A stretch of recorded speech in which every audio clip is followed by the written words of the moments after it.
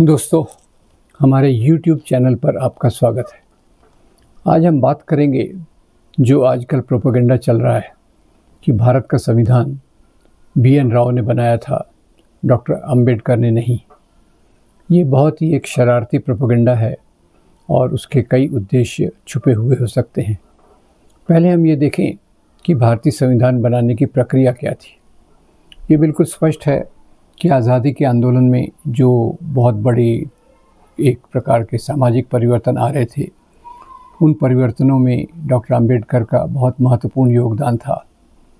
इस जो हमारा आंदोलन चल रहा था, उसी के समांतर बाबा साहब समाज में समता के मूल्य, छुआछूत के खिलाफ, वर्ण व्यवस्था के खिलाफ, जाति व्यवस्था के खिलाफ एक मजबूत मूल्यों को समाज के सामने रख रहे थे और हमारा राष्ट्रीय आंदोलन उनसे बहुत प्रभावित हुआ।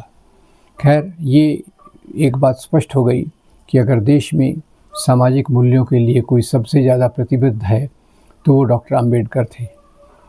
उन्होंने जो भी काम किया उसमें इस बात का ख्याल रखा कि हमारे समाज में जो असमानता है, जो ब्राह्मणवादी मूल्यों के कारण वर्ण व्यवस्था, जाति व्यवस्था और गैर बराबरी है, उसको दूर करने की पूरी कोशिश होना चाहिए।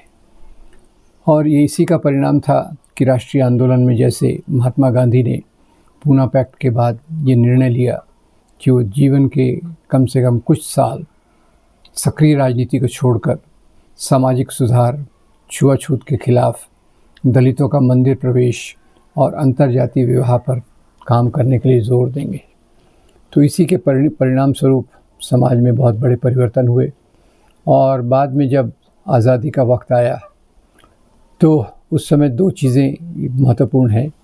पहले तो अंतरिम सरकार के प्रधानमंत्री जवाहरलाल नेहरू अपनी कैबिनेट बना रहे थे और वो जब कैबिनेट बना रहे थे तो महात्मा गांधी से वो पूछने गए कि मैंने ये कैबिनेट बनाई है, आप ज़रा इसको अप्रूव कर लीजिए, देख लीजिए। गांधी ने एक ही सवाल पूछा कि इस आपकी लिस्ट में अंबेडकर हैं या नहीं। नेहरू जी ने कहा हैं, वो तो हैं।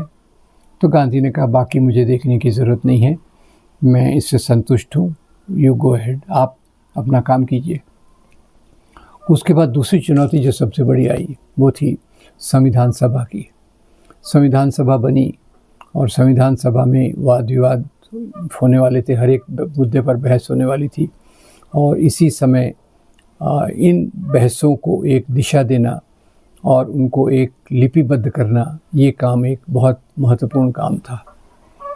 तो फिर अंतरिम प्रधानमंत्री जवाहरलाल नेहरू फिर से महात्मा गांधी के पास गए और बोले बापू, संविधान सभा में अभी काम तो शुरू होने वाला है, पर इसमें जो ड्राफ्टिंग कमेटी रहेगी संविधान की, उसके ऊपर बहुत जिम्मेदारियां रहेंगी और वो इस संविधान को अंतिम स्वरूप देंगी जो देश में लागू होगा। गांधी जी ने थोड़ा सोचा और कहा संविधान सभा की जो ड्राफ्टिंग कमेटी है उसकी अध्यक्षता के लिए अंबेडकर ठीक रहेंगे। तो फिर अंबेडकर और 6 और लोगों को मिलाकर ये ड्राफ्टिंग कमेटी बनी। ये ड्राफ्टिंग कमेटी में बाद में चलकर एक व्यक्ति की मृत्यु हो गई, एक ने इस्तीफ़ा दे दिया, तीसरा बीमार था, चौथा विदेश चला गया। तो लुब्बा ये कि ये ड्राफ्टिंग के काम की पूरी जिम्मेदारी बाबा साहब पर आई और बाबा साहब ने जो संविधान सभा में वाद विवाद होते थे, डिबेट होते थे हर एक मुद्दे पर, ये एक लोकतांत्रिक संविधान बना। इसमें चर्चा का बहुत स्थान था और लोगों ने चर्चा जो की उसको किस प्रकार से दिशा देना, ये काम बाबा साहब ने किया। बाबा साहब ने खुद भी इन चर्चाओं में खुलकर भाग लिया और बाद में जब उसको लिपिबद्ध करना था कि इस चर्चा का से निचोड़ क्या निकला, कानून क्या बनेगा, आर्टिकल क्या रहेंगे, प्रावधान क्या रहेंगे, तो बाबा साहब ने पूरी मेहनत करके उसको सजाया। अब इस दौरान बाबा साहब ने अथक मेहनत की और उस मेहनत के कारण संविधान ये रूप ले सका। तो इसमें BN राव का क्या रोल था? राव एक ब्यूरोक्रेट थे, सरकारी अफसर थे, जो जिनका काम था बाबा साहब को इस काम में मदद करना। अब ये देखिए, बाबा साहब को मदद करने वाले को क्या हम पूरी तौर से कह सकते हैं कि ये काम उसने किया? BN राव का रोल यही था कि बाबा साहब जिस प्रकार से उनको निर्देश देते थे वो काम करते थे। मुख्य रूप से जो पूरी जिम्मेदारी थी संविधान की वो बाबा साहब पर ही थी, अंबेडकर जी पर ही थी। तो इस समय BN राव को जब हम उपेक्षित नहीं कर सकते, पर उनको ये क्रेडिट देना कि वो संविधान उनके कारण है और बाबा साहब को जो क्रेडिट दी जा रही है वो सही नहीं है, ये एक प्रोपेगेंडा है। ये प्रोपेगेंडा उनके द्वारा है जो बाबा साहब के संविधान से खुश नहीं है। जैसे अभी मनोहर लाल खट्टर, केंद्रीय मंत्री भारतीय जनता पार्टी के, उन्होंने कहा कि बाबा साहब को इस संविधान का श्रेय देना गलत होगा। और वैसे तो भारतीय जनता पार्टी और इसका जो पितृ संगठन है RSS, ये कभी भी इस संविधान से कंफर्टेबल नहीं थे, उन्हें कभी भी ये स्वीकार्य नहीं था।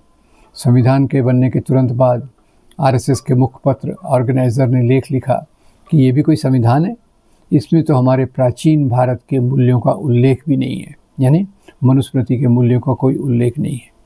तो उन्होंने इस संविधान को स्वीकार नहीं किया और इसके विरोध में उन्होंने डॉक्टर अंबेडकर और नेहरू जी के पुतले भी जलाए।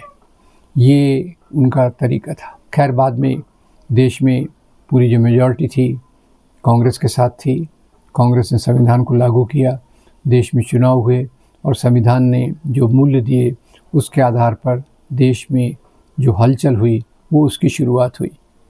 मैं ये नहीं कहता कि संविधान पूरी तरह से लागू किया गया, पर ये ज़रूर कहूँगा कि संविधान को लागू करने की कोशिश बहुत लंबे समय तक बहुत सफलता से की गई, भले ही उसके नतीजे पूरे ना आए हों, उसमें कोई शक नहीं है। लोकतंत्र बनने का भी एक प्रक्रिया रहती है, एक रास्ता रहता है, उसमें धीरे धीरे करके ये मूल्य लाने की कोशिश की जाती है। तो खैर संविधान, ये भारत का संविधान जो है पूरी मेहनत से बनाया गया। बाबा साहब ने अथक परिश्रम किया और शायद ये दुनिया का सबसे लंबा लिखित संविधान है। तो आज बीजेपी के खेमे से दो प्रकार की बातें आ रही हैं। एक तो जो बाबा साहब को मानने वाले हैं, संविधान के मूल्यों को मानने वाले हैं, उनके सामने दिखावा करने के लिए ये संविधान को सिर पे लगाते हैं, बाबा साहब की जयंतियों में भाग लेते हैं और उनके बारे में बड़ी बड़ी बातें करते हैं एक ज़बान से। दूसरी ज़बान से अभी ये प्रोपेगेंडा चालू कर दिया गया है कि ये संविधान में बाबा साहब का कोई रोल नहीं था और उनको इस प्रकार का श्रेय देना गलत होगा।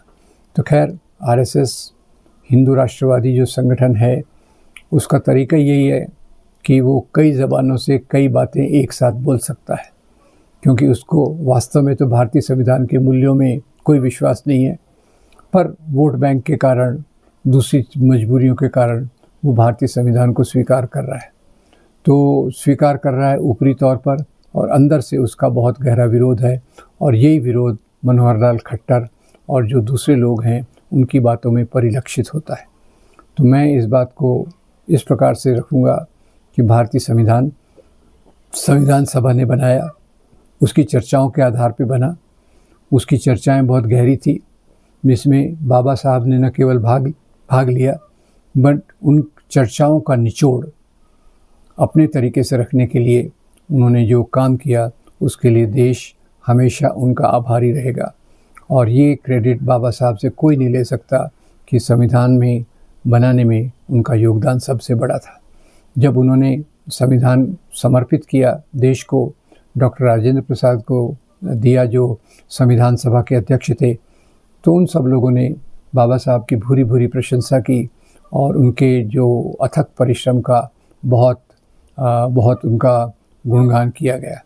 पर अभी जो भाजपा सत्ता में है, तो भाजपा के अंदर से ये स्वर निकलना चालू हो गए हैं, क्योंकि उनको इन मूल्यों में कोई विश्वास नहीं है। तो मैं उम्मीद करता हूँ आप इस वीडियो को लाइक करेंगे, फॉरवर्ड करेंगे, शेयर करेंगे और हमारे चैनल को ज़रूर सब्सक्राइब करेंगे। आपका बहुत धन्यवाद। Thank you very much.